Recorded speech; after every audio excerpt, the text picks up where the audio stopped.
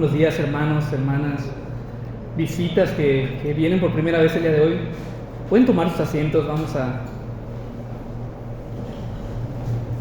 empezar con este tema que nos toca esta mañana. En estas fechas, esta semana, sabemos que muchas iglesias están teniendo temas especiales, están teniendo servicios especiales. Como iglesia, no hacemos más especial una semana que otra. Como dijo mi hermano que empezaba, cada domingo es el día del Señor. Cada domingo se exalta su nombre, se predica el Evangelio. Así que no es un tema especial. Es un tema que posiblemente los que tienen algunos años aquí podrían decir que es repetido. No esa es mi intención, no es que sea un tema repetido. Pero he visto algunas caras nuevas últimamente y realmente mi intención es que tanto los que ya tienen aún años aquí o tienen 2 domingos o uno, mi intención es que se lleven una enseñanza y una verdad sencilla pero muy clara, que el ser humano es un pecador. Este es el tema de hoy. Si lo hemos entendido, literalmente solamente lo vamos a abarcar en la palabra. Primero que todo, no voy a abarcarlo como un tema, como la depravación total, que algunos de ustedes ya conocen. Solamente quiero demostrar con la Escritura que el ser humano es pecador por naturaleza. Por lo tanto, tú y yo somos pecadores por naturaleza.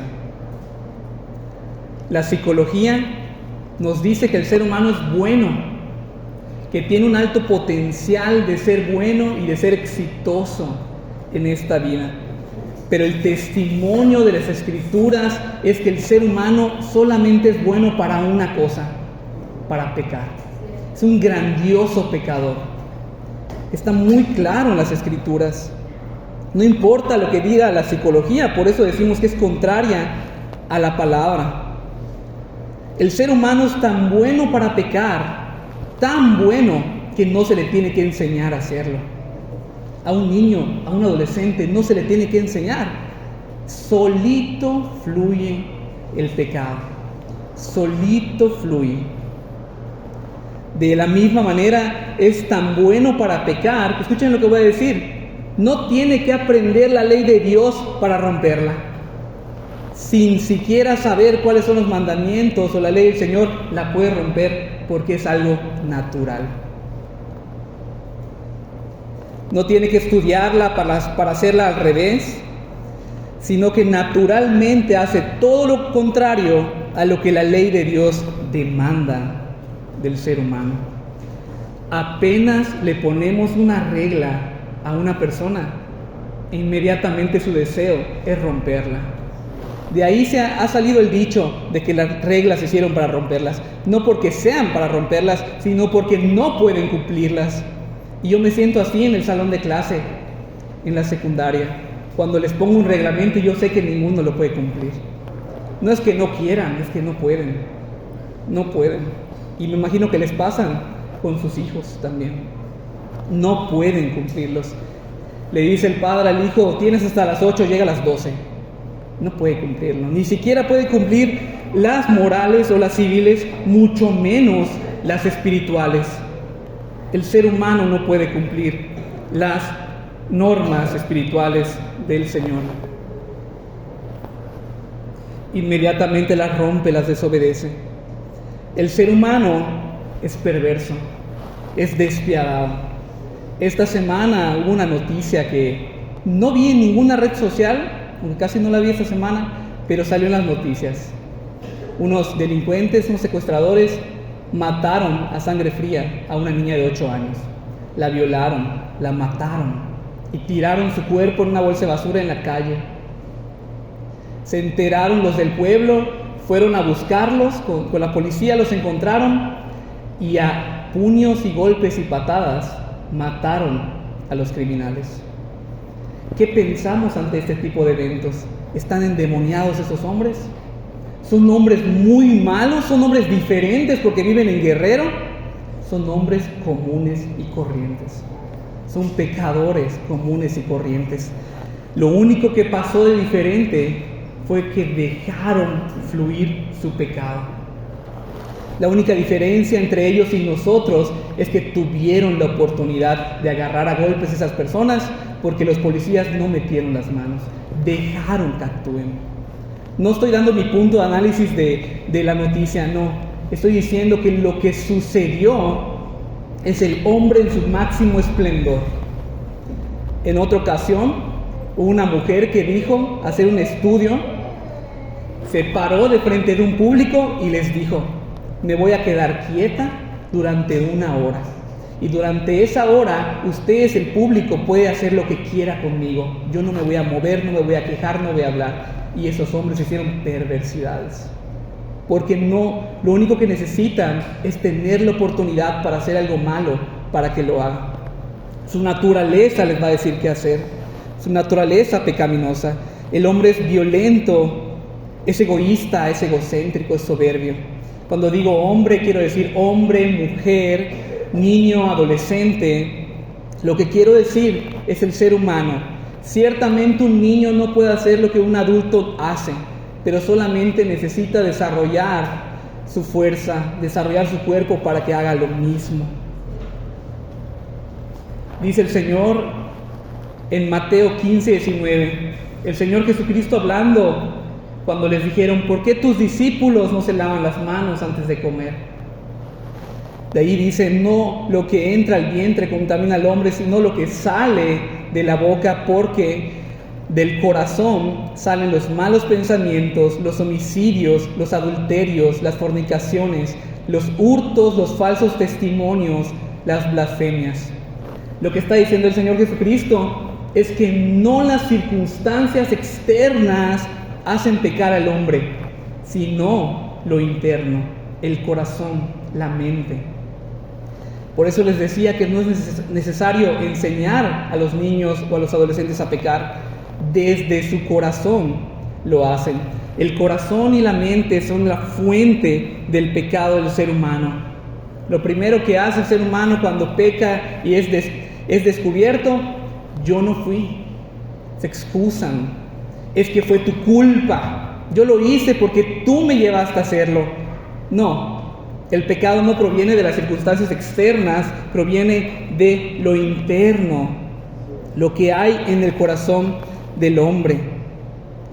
A lo largo de la historia han habido grandes ejemplares de pecadores, y el primero que sale a la vista es Adolfo Hitler, que provocó asesinatos en masa.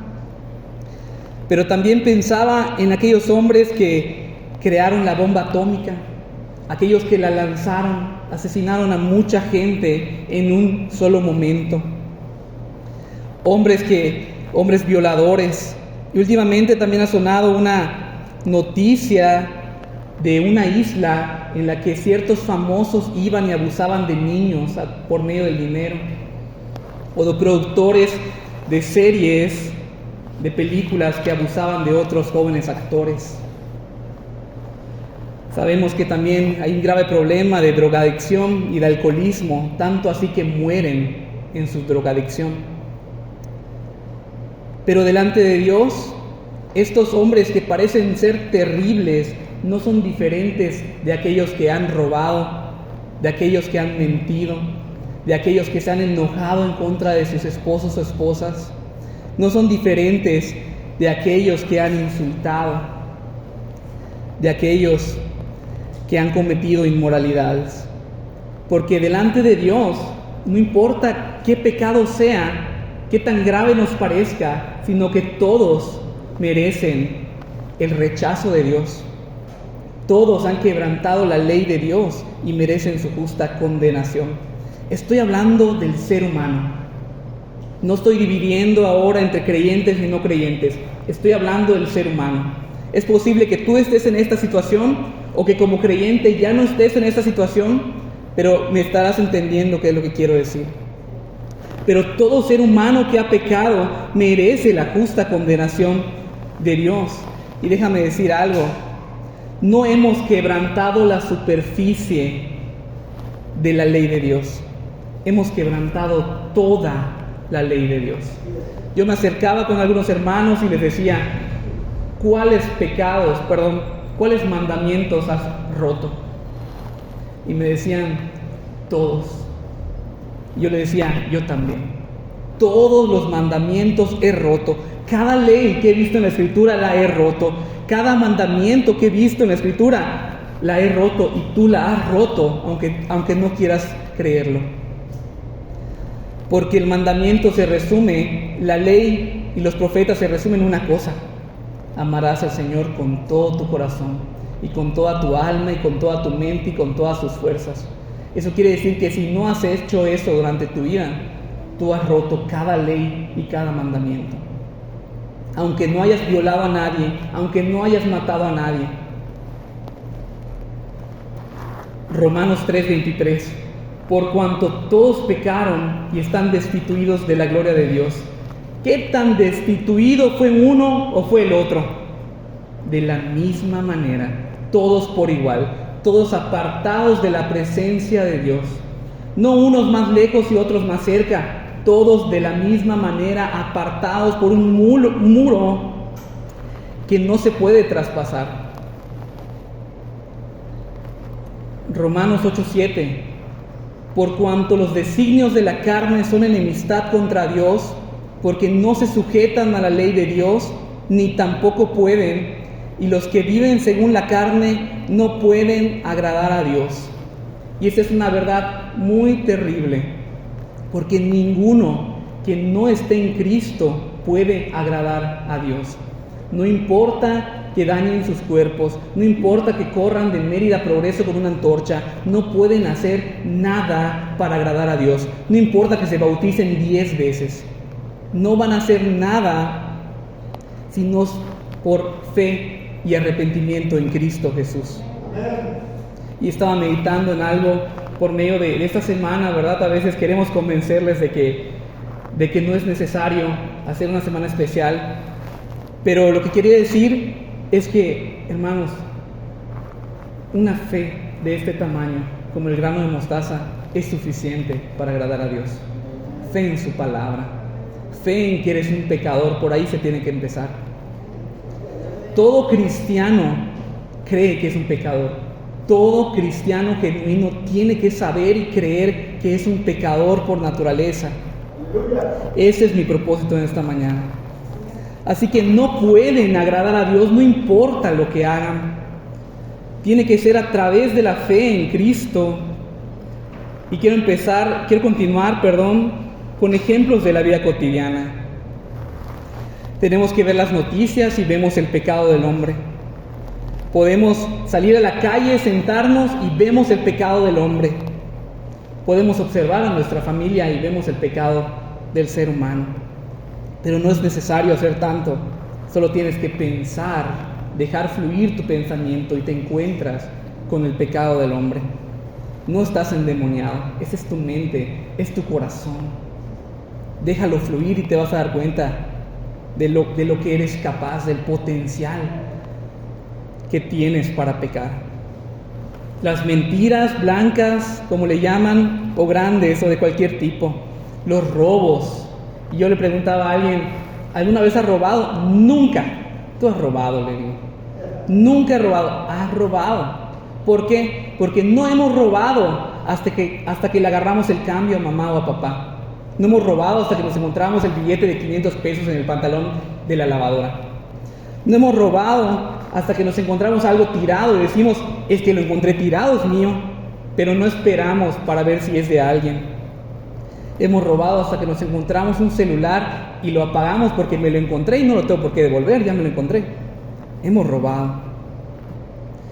Las discusiones, aún en la casa, con gritos y con violencia, ese es un grave pecado, dice el apóstol Pablo, que las griterías son pecado. En ese momento donde buscamos ofender al otro lo más posible, aunque no los golpeemos, lo hacemos con las palabras. La desobediencia de todo tipo de norma, la forma de hablar grosera, obscena, la forma de hablar del mundo es obscena, todo tiene sexualidad. Como dicen los hermanos reformados, ha habido una revolución sexual, todo está sexualizado, sensualizado.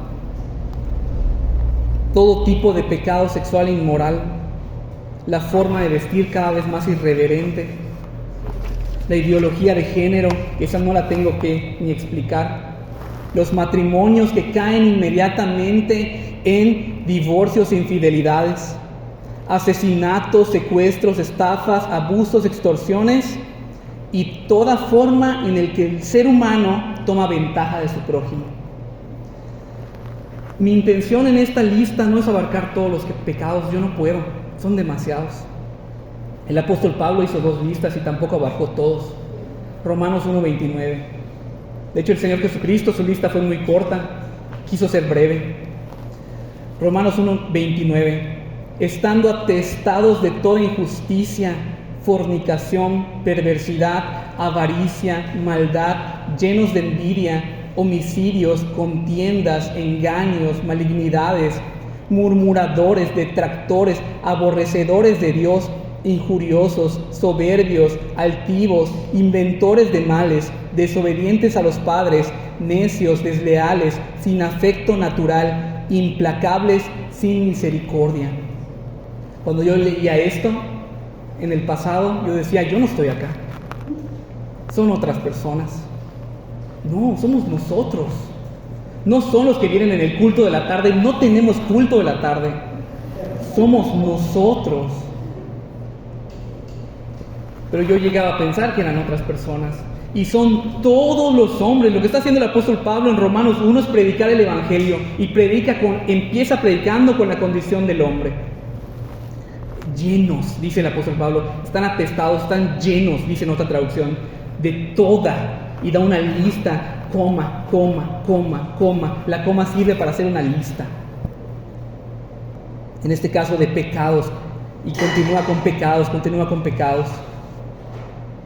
Gálatas 5:19, en las obras de la carne, de igual forma hace una lista de pecados en los que cae el hombre porque está en la carne, y dice, y manifiestas son las obras de la carne, que son adulterio, fornicación, inmundicia, lascivia, idolatría, hechicerías, enemistades, pleitos, celos, iras, contiendas, disensiones, herejías, envidias, homicidios, borracheras, orgías y cosas semejantes a estas, acerca de las cuales os amonesto, como ya os lo he dicho antes, que los que practican tales cosas no heredarán el reino de Dios.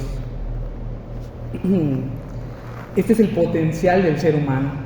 No que todos hayan caído en esto, sino que todos son capaces de hacer esto que estamos leyendo en la palabra. Estas listas son representativas. No quiere decir que lo que no está acá no es pecado. No, esa es la intención. Ahora, ya hablamos un poco acerca de el pecado en nuestra sociedad y tal vez estás convencido de lo que yo dije, pero también la palabra, en la Escritura vamos a ver ejemplos, empezando desde el Génesis. Los primeros hombres, Adán y Eva, creados en inocencia, sin pecado, ¿y qué es lo que hacen? Pecan, comiendo de un fruto que no debían de comer. Génesis 3. No tardamos ni 3 capítulos para que haya pecado en el mundo. Génesis 4. Caín matando a su hermano Abel, el primer asesino. 4 capítulos y ya tenemos a un asesino. Y hoy en día no somos asesinos. Nos enojamos en contra de nuestros hermanos, somos asesinos. En la época de Noé, Génesis 6, versículo 5, vio Jehová que la maldad de los hombres era mucha en la tierra, y que todo designio del pensamiento del corazón de ellos era de continuo solamente hacer el mal.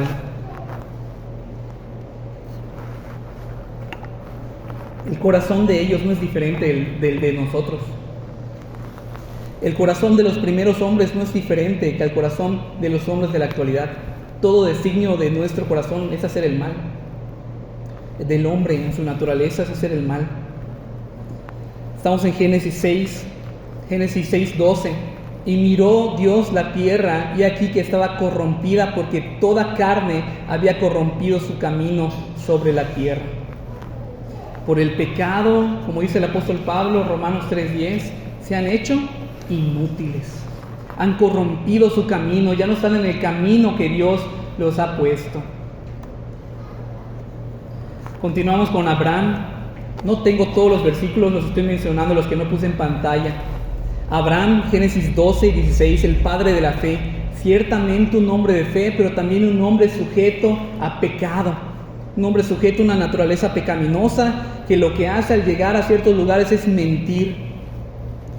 Mentir, y eso fue caer en pecado. Confiar en métodos humanos en vez del método de Dios, que era esperar ese hijo de Sara. Génesis 12 y 16. Como bien dijo alguien por aquí, si Abraham no hubiese tenido tanta fe, no hubiese tenido un hijo con otra mujer. Pasamos con Jacob, un hombre estafador, un hombre engañador, que lo que vemos en la Escritura es hacerse pasar por su hermano para ganar una bendición. Génesis 27, y después continúa una vida de estafas. Y parece, y no te pasa cuando lees, que estás leyendo y dices, bueno, estuvo bien porque era para cumplir la voluntad de Dios. No, le fue contado por pecado. Pero Dios, como hemos aprendido los miércoles, utiliza al hombre en su naturaleza. El hombre va a actuar en su naturaleza. Llegamos con los patriarcas, los hijos de Jacob. Yo no sé si tú los has leído en la Escritura, unos buenos pecadores, como tú y como yo. Simeón y Leví, asesinos. Génesis 34, 25. Pero sucedió que al tercer día, cuando sentían ellos el mayor dolor, dos de los hijos de Jacob, Simeón y Leví, hermanos de Dina, tomaron cada uno su espada y vinieron contra la ciudad que estaba desprevenida y mataron a todo varón. Dios no les mandó que matasen a nadie, ni siquiera a aquel que había amancillado a su hermana, ni siquiera a él. Y mataron a todo hombre. ¿En qué? En su descontrol de su pecado. Solo se dejaron fluir. Judá, aquel cuyo nombre significa alabanza, aquel patriarca, Judá, del cual proviene en la carne el Señor, un pecador también. 38:15. Y la vio Judá y la tuvo por ramera, porque ella había cubierto su rostro, y se apartó del camino hacia ella y le dijo: déjame ahora llegarme a ti, pues no sabía que era su nuera. Y ella dijo: ¿qué me darás por llegarte a mí? Él la vio como prostituta y fue, y quiero estar contigo, le dijo. Pero su suegra había tenido un plan, su nuera, había tenido un plan para que al final ella sea tomada por mujer. Pero ese no es el punto con el que yo quiero leer esto, sino que él buscando a estas rameras. Llegamos al Éxodo y vemos a un pueblo impaciente, quejumbroso, idólatra. Cada vez que veo al pueblo digo, yo estoy ahí. Yo soy el idólatra, yo soy el impaciente, yo soy el quejumbroso. ¿No te pasa que cuando tienes problemas lo primero que haces es recurrir al Señor? ¿Por qué? ¿Por qué a mí? Quítamelo, no, que debo de ser bendecido. ¿Por qué me pasa esto? Yo me veo a mí, yo no sé si tú te ves en el pueblo, pero yo me veo a mí. Nuestra historia en el pueblo, esperando llegar a la tierra prometida. Levítico, los hijos de Aarón, quienes habían sido consagrados, pero que ofrecen fuego extraño y son consumidos por el Señor. Lo que hacen ellos es distorsionar el mandamiento de Dios, hacer lo que no estaba establecido. Llegamos a Números, la rebelión de Coré. Números 16, versículo 11, la rebelión de Coré. Aquellos que no quieren ir de acuerdo a la voluntad de Dios, a lo establecido por Dios. Por tanto, tú y todo tu séquito sois los que os juntáis contra Jehová. Pues Aarón, ¿qué es para que contra él murmuréis? Le está diciendo Moisés, esto no es de Aarón ni de mí, esto es lo que Dios ha dicho. Y ustedes no quieren estar en lo que Dios ha dicho y son tragados por la tierra. En el tiempo de los jueces, con mencionar uno basta, Sansón, un hombre pecador que va en pos de mujeres con las que no le es lícito estar. Hijo, no te puedes conseguir una judía, a una hebrea.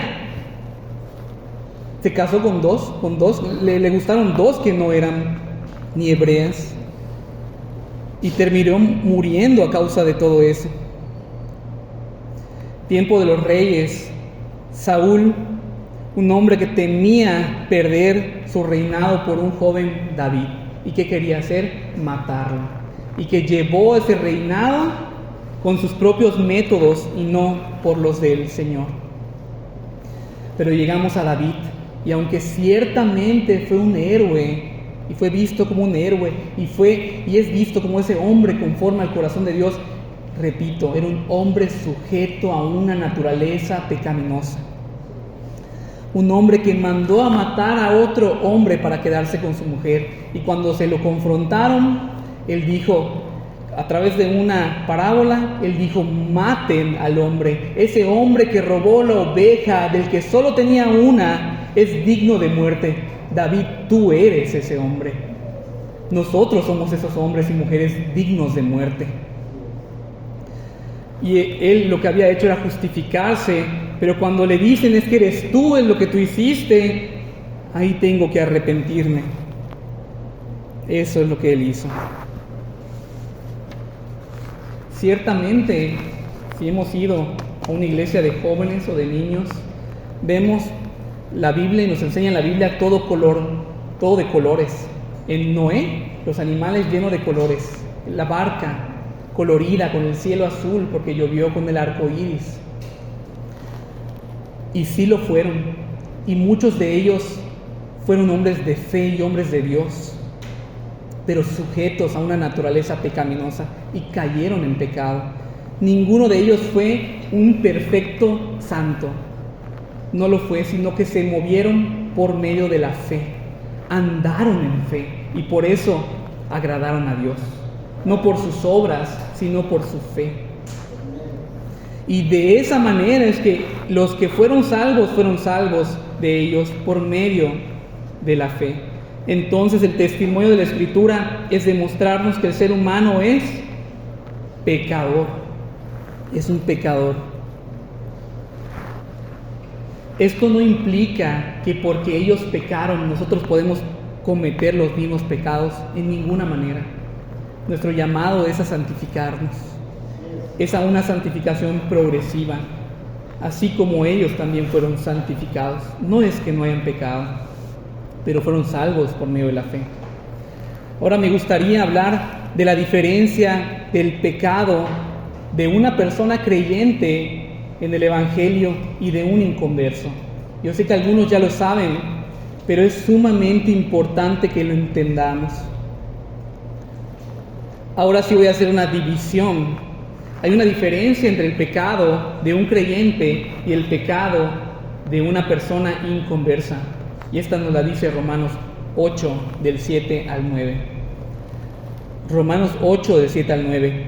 Por cuanto los designios de la carne son enemistad contra Dios, porque no se sujetan a la ley de Dios, ni tampoco pueden.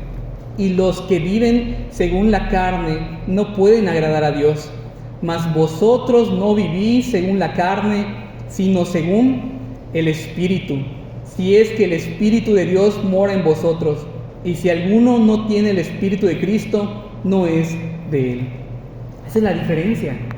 El inconverso anda en la carne y es esclavo del pecado. No se puede sujetar a la ley de Dios. No puede agradar a Dios. Pero aquellos que ya no son esclavos del pecado, versículo 9, los que viven según el Espíritu, ya pueden sujetarse a la ley de Dios, ya pueden oponerse al pecado. Puedes ver la tentación y decir, no voy a pecar. Es difícil, pero sí se puede. El creyente puede, puesto que el Espíritu en él, el Espíritu Santo, ahora le da la fuerza para oponerse a su pecado. Pero aquel, como dice el apóstol Pablo, aquel que aunque profese que es creyente, pero que no puede oponerse a su pecado, no tiene el Espíritu de Cristo en él. No tiene el Espíritu de Cristo. Al creyente le ha sido dada una capacidad sobrenatural de obedecer la ley de Dios, de poder agradar a Dios. Como dice el versículo Romanos 14, 23, dice, todo lo que no proviene de fe es pecado. Quiere decir que los que no andan en fe no pueden agradar a Dios.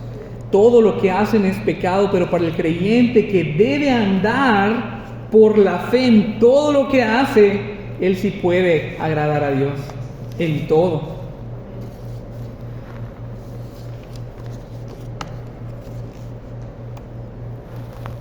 Y vamos a hablar ahora, vamos a ir ya a la última parte. Hay una importancia que los creyentes deben de saber sobre el pecado. El pecado es grave, el pecado es serio, el pecado no es un juego, está imputado en nuestro ADN y viene con culpa, con culpabilidad, que nos fue transmitida desde el Edén. Romanos 7:23. Esto es lo que un creyente sabe de su pecado. Pero veo otra ley en mis miembros que se rebela contra la ley de mi mente y que me lleva cautivo a la ley del pecado que está en mis miembros. Miserable de mí, ¿quién me librará de este cuerpo de muerte? ¿Quién está hablando? El apóstol Pablo. Es creyente. Es un creyente, es un apóstol. Y él está diciendo que todavía vive el pecado en él. Decía Lutero, una expresión muy famosa: pensaba que en las aguas del bautismo mi pecado iba a morir, que se iba a ahogar, pero resulta que supo nadar. Y a pesar de que fui bautizado en las aguas genuinas del bautismo, no que la agua sea importante, sino que la fe era genuina, el pecado sigue viviendo en nuestros cuerpos, en nuestra carne. Y ahora yo me siento un miserable, dice el apóstol, porque queriendo hacer lo bueno todavía hay algo en mí que me lleva a hacer lo malo. Pero ¿cómo lidio con eso? ¿Cómo lidio con eso? Solo hay una manera: una guerra hasta la muerte. Una guerra hasta la muerte. Y el que gane, solo uno puede ganar. O tú batallas toda tu vida, o te dejas vencer por el pecado. Si te dejas vencer, quiere decir que nunca estuviste en Cristo. Pero si batallas toda tu vida, el Señor te va a sostener hasta que llegues a su lado. Pero esa batalla es todos los días, es durante toda nuestra vida, aun cuando duermes. ¿Sí sabían que pecamos cuando dormimos? En nuestros pensamientos, en nuestros sueños, soñamos cosas perversas. También ahí estamos pecando. Esto es lo que un creyente debe saber y debe de creer en su pecado. Está en mí, pero lo detesto. Está en mí y no me deja obedecer a Dios. Una guerra continua. Ninguna persona puede llegar al conocimiento del Evangelio, a la fe en el Evangelio, si no cree en sí mismo como un pecador. Eso quiero que te lleves el día de hoy, que salgas por esa puerta y que sepas que por naturaleza eres un pecador. Y yo también soy un pecador. El mundo también dice, los que se emborrachan los domingos, los sábados, todos los días si quieren, se sientan y dicen, somos pecadores. Pero la diferencia es que nosotros creemos en que somos pecadores, ellos no. Ellos se burlan de que son pecadores, nosotros entendemos la seriedad y la gravedad de que nacimos en pecado. Es una gran diferencia. Porque si lo sabemos, podemos recurrir a aquel que nos puede sanar, aquel que nos puede librar de la gravedad, de la seriedad, de la culpabilidad del pecado, al Señor Jesucristo. Marcos 2:17. Al oír esto, Jesús les dijo: los sanos no tienen necesidad de médico, sino los enfermos. No he venido a llamar a los justos, sino a los pecadores. Necesitamos creernos pecadores para llegar a Cristo. Es un requisito. Necesitamos creernos pobres en espíritu. ¿Recuerdan esa bienaventuranza? Bienaventurados los pobres en espíritu, porque de ellos es el reino de los cielos. Aquellos que dicen, soy un pecador y no soy espiritual y no puedo cumplir la ley, ellos son los que llegan a Cristo.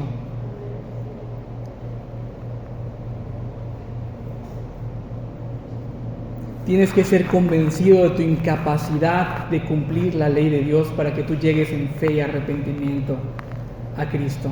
Decían los reformadores, bendita la debilidad que me llevó a confiar en Cristo. Esa debilidad a la que estamos atados nos lleva al Señor. Si no, no llegaríamos. Con nuestra propia justicia no llegaríamos a ningún lado. Y si eres un nuevo creyente, porque repito, he visto caras nuevas, tienes que entender de dónde estás saliendo. Los que tienen años de creyentes tienen una guerra que ya hay pecados vencidos. Pero para los nuevos, si eres nuevo creyente, tienes que darte cuenta con qué estás batallando, de dónde estás saliendo. Y en Cristo vas a ser sostenido. Tienes que ir reconociendo tus pecados que aún moran en tu vida y tienen que ser echados de tu vida para que seas santificado progresivamente. Y concluyendo, quiero dar algunas nuevas conclusiones de por qué el creyente tiene que creer esto. Nos recuerda la necesidad del Evangelio todos los días. Todos los días de nuestra vida necesitamos creer en el Evangelio. Cuando te paras por la mañana, no es yo me hago una pregunta, ¿estoy en la fe? Dice el apóstol Pablo en 2 Corintios, capítulo 13, si no me equivoco, dice, examinaos a vosotros mismos si estáis en la fe, o no vaya a ser que no estás en Cristo. Examínate si estás en la fe todos los días, y si te reconoces como un pecador con la necesidad de Cristo, estás en la fe. Eso es la fe. Número 2, nos recuerda nuestra dependencia de Dios y en su Espíritu Santo. Dice el Antiguo Testamento, no es con espada ni con ejército, sino con su Santo Espíritu. Ninguna fuerza que se opone al pecado va a salir de ti ni de mí, sino del Espíritu de Dios. El Espíritu de Dios es nuestra fuente de poder para no pecar. 2 Corintios 12:9. Y me ha dicho, bástate mi gracia, porque mi poder se perfecciona en la debilidad. Por tanto, de buena gana me gloriaré más bien en mis debilidades, para que repose sobre mí el poder de Cristo. Por lo cual, por amor a Cristo, me gozo en las debilidades, en afrentas, en necesidades, en persecuciones, en angustias, porque cuando soy débil, entonces soy fuerte. Tal vez a algunos no les gusta esta iglesia porque no les dicen que son capaces. Tú puedes.